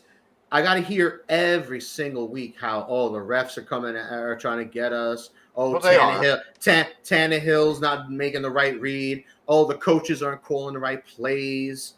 And I hear it every single week. The defense isn't doing this or that. Yeah, they're in first place at the end of every week for the last couple of years. Well, I think that's more of a testament to the division that they play in, more so than it is. I don't. I think it's a testament how to good Mike they Vrabel. are. And all I know is this: they were in the AFC Championship game 2 years ago, and last year, what did they do in the playoffs? I don't even remember. I know they were there, but the defense was terrible. But they're in the playoffs every year. You could say it's the product of the division, but the Colts have not been a bad football team the last couple of years. The Houston Texans had Deshaun Watson. They weren't a bad football team. Jacksonville Jaguars, 3 or 4 years ago, were in the AFC Championship game. Vrabel's been through all of that, and he's still better than everybody. To put Vrabel in the Harbaugh spectrum is a little disappointing. Why is that? Because you know what? I would take Mike Vrabel over Andy Reid in a heartbeat. I think you're the only person who would do that right now. I don't think I am, because Andy Reid is a big fat ass. His teams play soft. And, he won 1 Super Bowl. The dude has been to 15 championship games.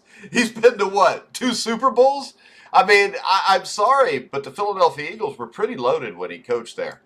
And I do remember them down 10 points, still huddling with 2.5 minutes left in the Super Bowl against the Patriots. And Andy Reid has a tendency to just go sign as many offensive guys as he can and try to outscore everybody. He is a great offensive mind. I don't think his teams are real hard. I think he's soft. I mean, he's an overweight dude that don't do nothing but, try to get as many receivers as he can. And the other thing is this. He is a loser as a person, Andy Reid is. I mean, why would you sign guys like Tyreek Hill? Anybody that gets arrested, he goes and signs them. So what? As long as they don't get arrested in the league, who cares? That's pathetic. He beat his pregnant girlfriend. I'll tell you what, I don't want a guy that beats his pregnant girlfriend on my football team. He hasn't gotten in trouble since. It happened in college. He hasn't? Whoa, he hasn't? Let's move on. He got, what was it, last offseason or the offseason before where he beat up and where he put the marks on his son? Did he get suspended? Did he get charged? Did anything happen? Yeah, he got charged. Hold on, we'll pull it up for you. I don't remember Tyreek Hill, anything special with Tyreek Hill getting... No, because, see, this is the thing. NFL fans really don't care. I mean, the last time he was arrested was February 2nd of 2020. Okay. That's not that far ago. And they kept him on the team. There's got to be a good reason. Yeah, because they want to win. And they don't care how. I guess whatever he did wasn't that terrible in the NFL's eyes. Yeah, so beating your pregnant girlfriend and then beating that kid after he's born, that's all right. He didn't get suspended. The NFL he got kicked out of college. You realize that, right? Yes. That was the big... That's why he fell. That's why he fell. He got kicked out of college, and then Andy Reid picked him up, and he never should have been picked up. I don't want my team to have a dude like that. I don't know. But saying Andy Reid is not an upper echelon coach. He goes and he picks up the lowest common denominator, and he tries to win football games with it because he's trying to find talent. And, I mean, I'm sorry... Andy Reid is a better football coach than Mike Vrabel. Andy Reid's better than a lot of guys. But Andy Reid, there's a reason why a man has all that talent for 27 years and wins one Super Bowl. So, I would say this. March 15th, 2020, he was charged with battery with his 3-year-old son, who basically suffered a broken arm. And what did the NFL do in response? The NFL decided to let him go ahead and participate in the offseason. He temporarily lost custody of his son, and, they didn't charge it because the mother decided not to charge it after she called the cops on him. So that's basically what women that go through crap like that end up doing, if you know what I mean, and it's sad. Yeah. And he beat up his pregnant girlfriend. I just think this. I think it's about time that the NFL clean this mess up. I think the NFL should actually be done away with. Hold on here. Here's Sefton. Sefton, I'm going to tell you something, all right? If you beat up a pregnant woman, you don't deserve a fucking second chance. You're a piece of shit. All right? And the same thing goes Adrian Peterson. All of these guys. I never said it's all right for Adrian Peterson to be back. I think that if you are a scumbag, I don't see why you deserve to make millions of dollars a year. And I can tell you this. When I coached football at a higher level, one of the reasons I decided not to anymore was stuff like this. I coached at a place, an expansion team, arena football, and it was my first head coaching job, and I took all these guys that I knew were assholes. Or questionable characters. Not all these guys, because most of the guys were great on the team. But there was 3 or 4 guys that were really kind of shady. But I got to win because I got to feed my family, right? And we get to the point where we win. We qualify for the playoffs. We're 6-3. Or we're 1 game short of qualifying. We're 6-3. And the day before the game, I find out that, one of the moms of one of the players on the team came up and said, the girls must love, those 3 guys. I said, why? She said, because they call them the hot boys. So I asked around, I go back to her, I said, they call them the hot boys because they go in Dick's Sporting Goods and steal stuff and then go sell it. And she goes, oh. And I went out that night at practice, and I cut all 3 of them. I played without my starting quarterback, my starting running back, and my starting defensive end. The rest of the team was so happy those assholes were gone that we took a team that we'd beaten, I think, 46-26 4 weeks before and beat them 36-6 and only gave up like 50 yards of offense. And I had a guy playing running back who was a cornerback from East Carolina. But the thing I learned there was, some things are not worth winning. And to me, I don't want to win with people I don't like and with people I wouldn't want around my own kids. And I think the problem with professional sports is, and this is the thing, I am blaming the NFL, but I do blame the players for what they do. Mm-hmm. And I think that in general, we live in a society anymore where people do not have to have accountability for their actions. I mean, if you can throw a ball or you can dribble a ball, well, shit, we'll give you a pass. But you know what? If Tyreek Hill was living in the ghetto, beating the shit out of his woman, he'd go to jail. Hell, some cops might kill him before he gets there just because it would be fun to him. And that may be controversial to say, but it's just true.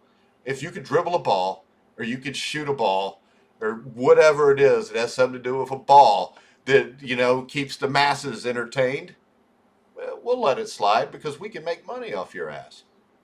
But then again, Tyreek Hill gets hurt, can't play no more. Ain't nobody caring about Tyreek Hill.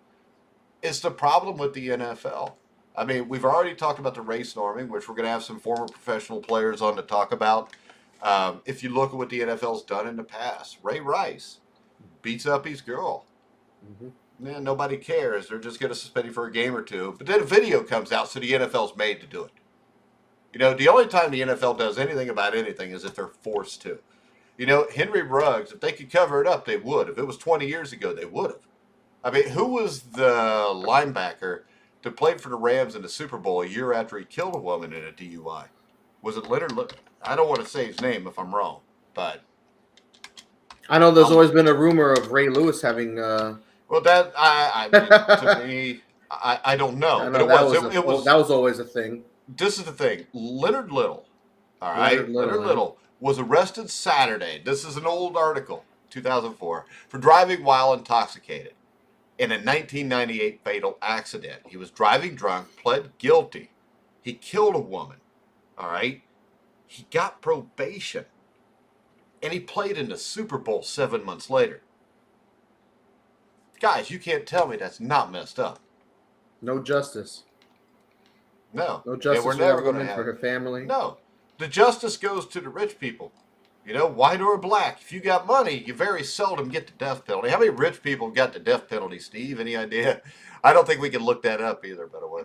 I think Steve fell asleep with his eyes open. No, I'm just thinking, do we change the genre of this show? No, we're out of games to pick, and I got bored. Oh, we are out of games. Sefton asked questions, and you said that we needed to respect Sefton, which I do. Okay. I didn't realize we were out of games. Yeah. We're out. That's it. We're all picked. We're all picked out. So everybody picked Tennessee and the Rams? Yeah. Yeah. Didn't you? Who did everybody pick? I think I picked Tennessee. You guys picked the Rams. Okay. It's been so long, Steve doesn't remember. Been so long. But that's my thought on that. So. All right. That's it. But right now, I want to remind everybody, betting.net is building a community of like-minded individuals who can share their experiences in order to create a safe. Geez, I hope they don't all think like you. Why? So do you tend to want guys that beat up their pregnant girlfriends? It has nothing to do with that, Mike. What's it Sell your soul. Sell your soul What's it for a have to do championship, baby. Sell your soul for immortality. That's what people do. I said no. I think that one strike on something like what happened the other day, and you're just out of the league, period. Why ask any questions? That'll teach them. You're out of the league. You got drunk 2 times the legal limit. You ran a car into an innocent couple going 150 miles an hour. You have no accountability, no responsibility, and you're out of the league. This guy's not out of the league. The Raiders just cut him. He could be signed by Tennessee tomorrow. He can't. He's out. I mean, with Yeah, the he's police out. report It's they over. got, I mean, Yeah. unless he was to be acquitted in a court of law, I don't think he ever gets back in. Sefton. No, Yeah. I agree. But But let's go Shefton because he has some good comments. Great show again. Can't wait until next week. Go to betting.net and support them because they support this show. There you go. There's another plug for betting.net from our listener, Sefton. All right. Anything else before we wrap it up, girls? No, I can't wait till next week. All right. Me neither. Our only problem is in 2 weeks, I'll be in Panama City. I don't know if I'll be able to do the show or not. Oh, no. Do it on the road. Let's do it. Yeah, as long as I get Wi-Fi in the compound they put us in. But all right, guys, we're gonna go ahead. We're gonna wrap it up. Make sure you follow Steve Risley at SRisley34. You can follow Dan at DB, Talking Sports. D is in Dan, B is in Bob. D Let's as go in Dan, Lions. B as in Bob. All right, guys, you can follow me at Grueling Truth. Make sure you listen to all of our shows. We will have an interview coming up sometime in the next month or two with Craig Colquitt, who was the punter for the Pittsburgh Steelers during their Super Bowl run of the 70s. He's got a book coming out, so he messaged me today, wanted to know if we could have him on the show. I don't know if we'd have him on this show because Dan would probably, ruin that. When are we going to have Randy Gregory on the show, man? that's Yeah. coming. That is coming. Okay. Find out when the Cowboys' bye week is if they haven't had it yet. I think Dan. it already We'll hold passed. Steve to it. I think they already had it. Yeah. All right. I looked into that. Yeah. All right, guys, we're going to wrap it up. Make sure you check us out on Facebook at Grueling Truth on My Twitter. son's got Randy's cell phone number. I'm trying to get it from him. So, Well, if Your Randy son's calls holding you, out on us. why would it not be on your phone? because I don't check the phone numbers, I need to do that. I keep getting calls from some idiot with a 914 area code. 914 sucks. Like I get Yeah. text messages all the time from, Is that like I don't- Jersey or New York? I don't know, but some idiot from 914. Such a jerk. So Some idiot. I don't know Okay. who it is. So Probably I just, sucks. Well, I don't know. Might be a nice guy. Could well be a nice Hey, guy. I was right. It's New York, Westchester County. Oh, well, who do we know lives there? Some jabroni, I'm sure. Yeah, whatever a jabroni is. I thought Whatever a jabronis lived in jabroni is. Philadelphia. I know what a calzone is. You know what? We're like an hour. We're an hour and 35 minutes in, and if you look at the 10 places we're live on, there's still like 400 people that are watching us. They like what we got to say, man. I know. That's an indictment. You got nothing better to do with your time at this point. Of course, there was a lot more than 400 people listening like 20 minutes ago. So That we're was before gonna you started talking. wrap it. Actually, that went up like pretty good there, and then it dropped when we let you talk. All right, we're gonna wrap the show up.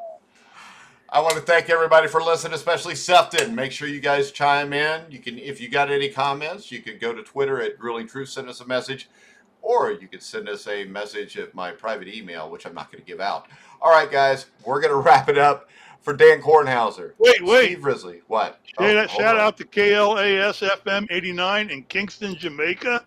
Okay. Sefton, are you in Kingston, Jamaica? Oh, Sefton should have us down to do the show on his Come front on, porch. Sefton, my boyfriend Your boyfriend? Did you My just say son's your girlfriend boyfriend? is from Yeah. Jamaica.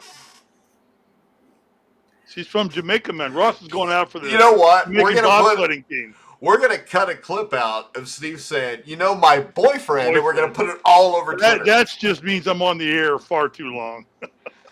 It's bedtime for Steve. All no, right. it's dinner time. Oh, yeah. Remember, he's 3 hours behind 3 us. hours difference here. It's only 6:48. He Oh, God. didn't go to bed till 7:30. All right, guys. We're going to wrap the show up. Make sure you check out betting.net, who basically sponsors this show. So Sefton, what kind of music does KLAS play? Don't say reggae either. And can we get can we Sefton, don't chime say in on reggae. KL? Yeah. Well, I mean, what's wrong with reggae? Well, it's too obvious. I like Bob Marley. I love Bob Marley. What's your favorite Bob Marley song? Who Shot the Sheriff? Okay, what is your next favorite one? You got to give me 4 Don't Worry, before Be I Happy. you listen to it. No, Don't that's Worry, Bobby Be Happy. McFerrin, you dipshit. Oh. They all sound alike over there. What's your favorite Bob Marley song, Dan? Unfortunately, I haven't listened to a lot of Bob Marley. I Shot the Sheriff is the only song I know, really. It's a It's our local sports talk. All right, it's a sports talk. Hey, Sefton, get us on the show. Have Well, them pipe us in one time. We could do a couple of. We could kind of combine our stuff into a show. Do a show and get the KLAS to put us on. My I'll talk favorite. up Jamaica. My favorite Bob Marley I can song even talk in Jamaica, man. is Buffalo Soldier. By the Never way. again, Steve. You ever Never heard the song again, talk Buffalo Jamaican. Soldier? Buffalo Soldier. No, you haven't. First time I ever heard that song. When was it, Dan? 1969. No, Dan, have you ever seen the movie Cool Runnings? I haven't. You Never. guys have never seen Cool Runnings? But in 1985, Livingstone Bramble, when he fought Ray Boom Boom Mancini and upset him, or 1984 at Buffalo's War Memorial Auditorium, came in to Buffalo Soldier. That's the first time that I've ever really heard a Bob Marley song. And then I went and found out what the song was, and it went, and since it was 1984, of course, I bought the cassette. There you go. Awesome. Cool If it had been Runnings. 4 years earlier, I'd have bought the album. Cool Runnings is a comedy starring John Candy, We all know what it is. We just haven't seen it. loosely based on a true story of the Jamaican bobsledding team, which actually qualified for the Olympics. You can bet your ass they finished dead ass last in the Olympics, but Yeah, because I did watch the Olympics, and I do know they finished last. yeah, I don't think they made it past the finish line on their blades ever. Guys, you know we're at almost 2 hours. We've had way too much fun tonight. Way I too know, much. yeah. Way Fine. too much. All right, guys, we're going to wrap it up. Make sure you check us out on over 300 different podcasting platforms, including 100 iHeartRadio, after tonight. iTunes, TuneIn, Spreaker, Stitcher, Spotify. Oh, hold on. It's on from 2 to 5. I would try to get you on, Mike. See, he wants Mike. Well, yeah, you're our spiritual leader. That's the one. I'm our sports pimp. All right. All right. Oh, hell. All right, guys, we're going to wrap it up. Thanks, Sefton. I'll come on your show whenever you want. And Later, I can guys. bring Steve Risley, too. But for now, for Steve Risley, Dan Kornhauser. Dan, where do you work? You work at an Amazon fulfillment center? Yes. That's what I picture you doing. Thanks. No Real problem. nice. I Put picture box him as... A into basket A. Put box Easy. B into So you're basket saying B. that Dan is stupid? Yeah, No, that's I what just hear. said he looks That's what like he somebody said. who's very well programmed. I think it's the Rude. backwards hat. So rude. It's the I would wear it backwards forward, hat. but no one wants to see the lion symbol. The backwards hat is really. I didn't know they made sophomore. Lions hats. You know, They didn't. this is a different story, and I know I'm trying to wrap it up, but, 2011, I was coaching the Northern Kentucky River Monsters, and we were playing the here we Saginaw Sting, and we stopped at a mall to give us all something to do because it was like 6 hours before the game. So we walked through the mall, and I'm thinking, hell, I'll get me a Detroit Lions shirt or a Detroit Lions hat. You know what? There wasn't that damn thing Detroit Lions in that entire mall. That mall sucks. Yes, it does. And then I found out later by going to Port Huron, they don't have stuff there either. So I don't even know where you get the Lion stuff. Hey, wait. Interwebs. Last thing. Since it's Detroit and Ford Motor Company is in Detroit, did you see what Ford is doing? Steve, I haven't seen it. I don't know Well, why You you live would in ask. Detroit. This was a big announcement. They are taking a 1965 Ford F-150 Mhm. and they are making it new again and going to sell it as an all-electric version of the 1965 Ford F-150. I'm not even sure it was called the F-150 at that time, but it's an old 1960s Ford pickup truck. The factory's going to rebuild them brand new, and they're going to put all electric, and it's going to be. I'm going to buy one. Actually, it was called a Ford F-100. F-100 at the time. Yeah. Was it a 65? Is that the year? 65 Ford F-100. F-100. Yeah, it looks cool, doesn't it? Oh, it's a sharp-ass car. I haven't seen the new version, but I've got... Hold on here. No, can it looks just like that. It's identical to that. Oh, do you see that? Yeah, isn't that cool? How do you see that? Well, no, I've seen it. It was on Oh. Twitter earlier today. Here, I'll show it so our buddy Yeah, Dan this can is see the it. truck, and it's all electric. Look at that. Ford is going to rebuild that as a sellable car on their lots and in their showrooms. And I'm going to get me one. Cool. He's always, I mean, all he does is buy new trucks and then complain that he doesn't have any money. I don't believe that he doesn't have any money. I never complain I don't have any money. Actually, I complain that betting.com or net doesn't pay me any money. well, do a better job. Since All right, guys. I'm leading the standings. Dude, we're like, And I provide all the comic 8 or relief for 9? the We're not show. even halfway done. Okay. All right. All right, And the wrap show it up, is Mike. done because now the listeners have dropped ever since Steve's F-150 or whatever the hell it is. All right, guys, we're going to wrap it up. I'm Mike Goodpaster. That's Steve Risley, Dan Kornhauser. We will see you next Wednesday night at 8 o'clock for the NFL Weekly Pick'em Show. Make sure you check out betting.net. We will see you next